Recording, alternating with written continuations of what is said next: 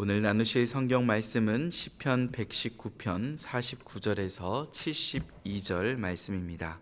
구약 성경 892페이지 시편 119편 49절에서 72절 말씀입니다.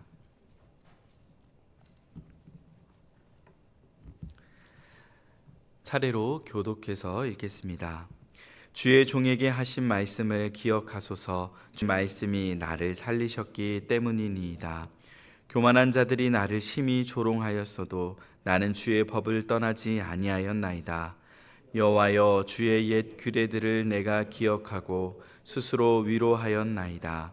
주의 율법을 버린 악인들로 말미암아 내가 맹렬한 분노에 사로잡혔나이다.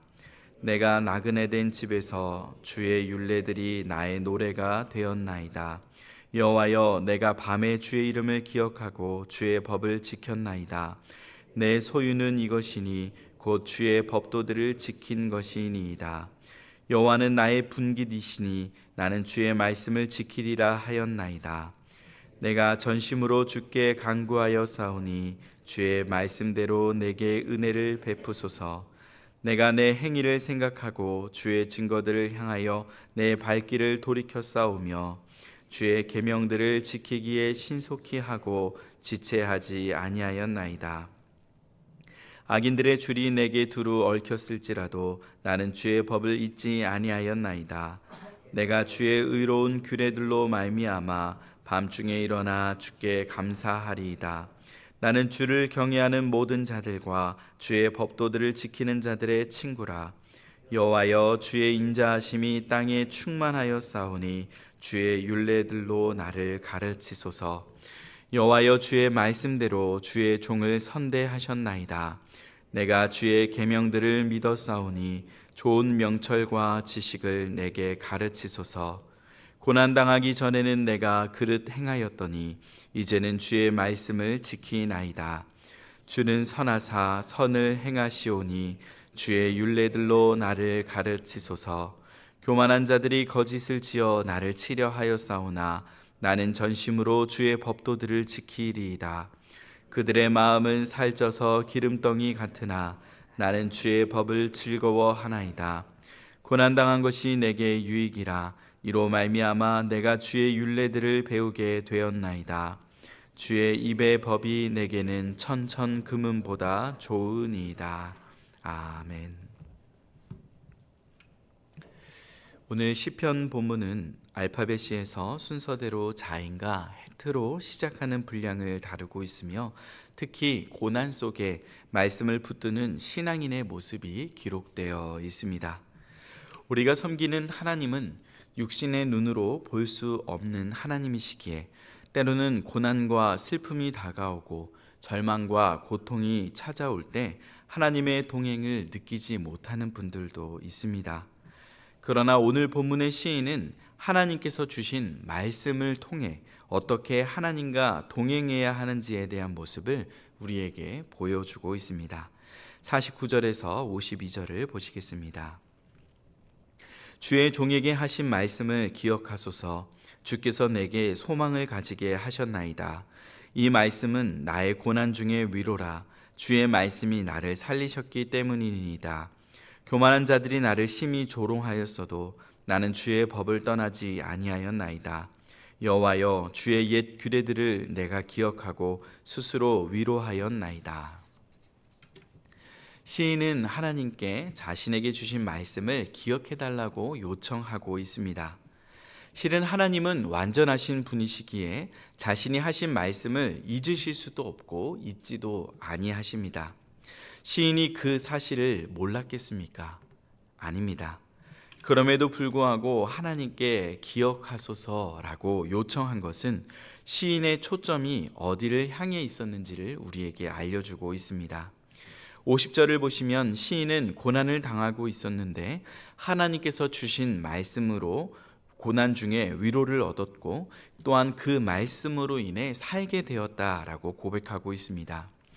시인은 고난 속에서 하나님의 말씀을 붙들었는데 이것은 시인이 그 고난 속에 하나님께 시선을 고정하고 있었다는 것을 우리에게 알려주고 있습니다. 오늘 우리의 삶에도 고난이 찾아올 때가 있습니다. 그때 우리는 무엇을 기억하고 있습니까? 고난이 없었던 과거의 삶을 그리워하거나 지나간 실수나 나의 선택을 후회하며 밤을 지새우고 있지는 않으십니까? 시인은 고난 속에서 그 다른 것이 아닌 하나님의 말씀을 붙들었습니다. 그 말씀이 시인을 위로하고 살아갈 힘을 주었습니다. 고난 가운데 우리가 기억해야 하는 것은, 붙들어야 하는 것은 바로 신실하신 하나님의 말씀입니다. 53절에서 57절을 보시겠습니다. 주의 율법을 버린 악인들로 말미암아 내가 맹렬한 분노에 사로잡혔나이다. 내가 나그네 된 집에서 주의 율례들이 나의 노래가 되었나이다. 여호와여, 내가 밤에 주의 이름을 기억하고 주의 법을 지켰나이다. 내 소유는 이것이니 곧 주의 법도들을 지킨 것이니이다. 여호와는 나의 분깃이시니 나는 주의 말씀을 지키리라 하였나이다. 말씀을 사모하며 살아가던 시인은 악인과 대조됩니다. 악인은 하나님을 섬기지 않고 하나님의 율법을 버린 사람들입니다. 곧 자신이 주인이 되어 세상을 의지하며 살아가는 자들입니다. 그러나 당장은 그 악인들의 소유와 분깃이 의인들보다 더 많아 보이기 쉽습니다. 왜냐하면 그들의 소유와 분깃은 눈에 보이는 헤아릴 수 있는 것들이기 때문입니다. 반대로 시인의 소유와 분깃은 하나님의 말씀과 그 말씀을 지킨 순종의 삶임을 고백하고 있습니다. 이런 삶의 보상은 쉽게 눈으로 확인될 수 있는 것이 아닙니다. 그러나 세상이 빼앗을 수 없고 사라지지 않는 소유와 분깃이 됩니다. 자본주의 사회 안에 살아가는 우리들은 눈에 보이는 재력과 소유에서 자유롭기 힘듭니다. 어떤 곳을 방문하면 그 사람이 어떤 차를 타고 왔는지 사람들이 판단하고 대하는 태도가 달라지기도 합니다. 또한 사회적 지위와 입지에 따라 사람들이 대하는 태도가 달라집니다. 그러다 보니 많은 사람들이 보이지 않는 하나님의 말씀을 지키고 순종하며 하나님을 자신의 기업으로 삼는 것이 아니라 당장 자신에게 보이는 사라질 물질과 인기와 명예를 얻기 위해 달려가곤 합니다. 그러나 이 모든 것은 아담과 하와가 엮어 입었던 무화과나무 잎과 같습니다. 자신의 결핍과 수치를 가리기 위해 최선을 다했지만 그런 것들로 우리는 구원을 얻을 수 없습니다. 하나님께서 약속하신 가죽옷, 곧 예수 그리스도의 살과 피를 먹고 마신 자들, 곧 십자가의 죄사함과 부활의 약속을 신뢰하는 자만이 영원히 사라지지 않는 기업을 선물로 받게 됩니다. 지금 우리는 어떤 기업을 위해 삶을 살아가고 있습니까? 사라질 무화과나무 잎을 엮고 있지는 않으십니까? 이미 우리의 수치와 결핍을 가리시고 영원한 기업을 선물로 주시며 하나님의 나라로 초대하신 그 부르심이 우리의 소망과 참 기업이 되어야 합니다.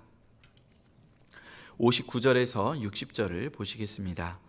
내가 내 행위를 생각하고 주의 증거들을 향하여 내 발길을 돌이켜 싸우며 주의 계명들을 지키기에 신속히 하고 지체하지 아니하였나이다. 그리스도인들은 세상을 떠나 사는 것이 아니기에 반복되는 세속적 가치관의 홍수 속에서 어느 순간 적당히 타협하고 좋은 게 좋은 거야 라며 살아가는 때가 찾아올 수도 있습니다. 그러나 오늘 시인은 하나님의 백성이 가져야 할 끊임없는 회개의 삶에 대하여 우리에게 알려주고 있습니다. 자신의 행위를 돌아볼 때에 하나님의 말씀에서 멀어진 자리에서 발견된 것이 있다면 깨닫고 발길을 돌이켜야 합니다. 그것도 신속히 하고 지체하지 않았다라고 고백하고 있습니다. 이는 즉각적인 회개를 말하고 있습니다. 즉각적인 회개가 중요한 것은 죄는 또 다른 죄를 부르고 결국 우리의 삶을 파멸로 이끌기 때문입니다. 깨달은 순간 뉘우치고 돌이켜야 더 이상 그 죄에 묶여 살지 않을 수 있습니다. 그럼에도 왜 많은 사람들이 회개의 삶을 미루고 있는 것입니까? 타이타닉호가 침몰할 당시 빙산 경보가 이어지고 있었고 기상 상황이 좋지 않음을 알 수 있었음에도 불구하고 그 모든 정보들은 타이타닉호의 속도를 줄이거나 빙산을 피하는 데 아무런 영향을 주지 못했습니다. 당시 타이타닉호는 신도 침몰시킬 수 없는 배라고 불리울 정도로 최고의 조선 기술로 제작된 큰 배였기에 오히려 그것이 교만함을 반복되게 만들고 작은 경고들을 무시하게 만들게 된 것입니다. 이처럼 그리스도인들에게 가장 위험한 것은 교만함입니다. 나는 괜찮을 거야. 이 정도는 문제 없어. 라는 자기 기준의 판단으로 인해 그 교만함이 결국 말씀의 기준을 따르지 못하게 하고 삶을 무너지게 만듭니다. 그러므로 우리는 내가 볼 때 괜찮은 삶이 아니라 하나님의 말씀으로 돌아보며 즉각적인 회개를 통해 날마다 우리의 삶을 말씀 위에 세워 나가야 합니다. 62절에서 63절을 보시겠습니다. 내가 주의 의로운 규례들로 말미암아 밤중에 일어나 주께 감사하리이다. 나는 주를 경외하는 모든 자들과 주의 법도들을 지키는 자들의 친구라. 시인은 하나님을 경외하는 자들과 또 그 말씀을 지키는 자들의 친구라고 고백하고 있습니다. 하나님의 말씀을 버린 자들을 향하여 분노했던 시인은 인간관계에 있어서도 말씀의 원칙을 지키고 있습니다. 사회생활을 하면서 두루두루 친하게 지내는 것도 중요하겠지만 속 이야기를 터놓을 수 있는 신뢰할 만한 사람을 만나는 것도 중요합니다. 특히 내가 누구에게 주로 고민이나 상담을 하는지가 생각보다 중요합니다. 왜냐하면 금묵자흑, 곧 먹을 가까이 하면 검게 되는 것처럼 우리는 가까이 하는 사람의 가치관과 그 생각과 말의 영향을 받기 매우 쉽기 때문입니다. 그러나 많은 사람들은 자신의 말에 동조할 사람을 찾아다닙니다. 구약시대의 왕들부터 대부분의 사람들은 이미 자신의 마음속에 하고 싶은 정답을 정해놓고 그것이 맞다고 맞장구를 쳐줄 선지자 또 사람들을 곁에 두려 합니다. 그러나 그것은 같이 망하는 지름길입니다. 오히려 때로는 나의 생각과 기준이 바르지 못했을 때 서로가 하나님의 지혜의 통로가 되어 말씀으로 서로의 삶을 점검해주고 알려줄 수 있는 관계가 서로를 살리고 돕는 올바른 교제가 될 수 있음을 우리는 잊지 말아야 합니다. 64절에서 66절을 보시겠습니다. 여호와여, 주의 인자하심이 땅에 충만하였사오니 주의 율례들로 나를 가르치소서. 여호와여, 주의 말씀대로 주의 종을 선대하셨나이다. 내가 주의 계명들을 믿었사오니 좋은 명철과 지식을 내게 가르치소서. 시편 119편에서 시인은 반복해서 주의 율례들로 자신을 가르쳐달라는 간구를 하고 있습니다. 여기서 가르치다라는 히브리어 라마드가 사용되었는데 이는 교육시킨다라는 의미와 더불어 훈련시킨다라는 의미를 내포하고 있습니다. 곧 단순히 성경 말씀을 달달 외우는 것에서 그치는 것이 아니라 그 말씀의 의미들을 연구하고 묵상하여 삶에서 적용하고 순종하는 가르침을 의미하고 있습니다. 현대의 많은 그리스도인들은 말씀의 홍수 속에 살아가고 있습니다. 우리 교회만 해도 주일 예배와 새벽 기도회, 주중 성경 공부 프로그램과 구역 성경 공부를 더하면 그 분량이 상당하며 또한 가정에 머물면서 일상 속에 여러 기독교 방송과 유튜브를 통해 설교와 신앙 관련 방송들을 시청하는 것까지 더한다면 엄청난 양의 성경을 배우게 됩니다. 그러나 오늘 시인이 간절히 사모했던 것은 율례와 계명들의 지식적인 알매서 멈춘 것이 아니었습니다. 아마도 시편 119편의 시인이라면 율법 그 자체의 표면적인 내용들은 이미 암송하고도 남을 열정을 가지고 있었을 것입니다. 그러나 그는 단순히 표면적인 율법의 암기가 아닌 그 정신을 깊이 이해하고 그것에 순응하는 삶, 말씀과 더불어 사는 삶을 살 수 있도록 간구하고 있습니다. 이것은 우리의 삶에도 마찬가지입니다. 말씀의 지식적인 알미, 우리의 신앙적인 성숙을 담보해 주지 못합니다. 머리로 아무리 건강 정보를 꿰고 있다 할지라도 그것을 실천하지 않을 때 아무런 유익과 의미가 없는 것처럼 우리는 복된 하나님의 말씀을 배우고 실천하는 생활의 예배를 늘 기억해야 합니다. 그러나 시인도 처음부터 이런 태도를 가진 것은 아니었습니다. 67절에서 72절을 보시겠습니다. 고난 당하기 전에는 내가 그릇 행하였더니 이제는 주의 말씀을 지키나이다. 주는 선하사 선을 행하시오니 주의 율례들로 나를 가르치소서. 교만한 자들이 거짓을 지어 나를 치려 하였사오나 나는 전심으로 주의 법도들을 지키리이다. 그들의 마음은 살쪄서 기름덩이 같으나 나는 주의 법을 즐거워하나이다. 고난당한 것이 내게 유익이라. 이로 말미암아 내가 주의 율례들을 배우게 되었나이다.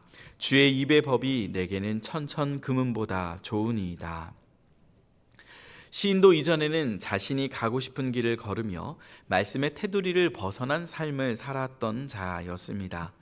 그러나 하나님께서 고난을 허락하사 그 고난을 통해 다시금 말씀의 테두리 안으로 들어오도록 훈육하셨음을 고백하고 있습니다.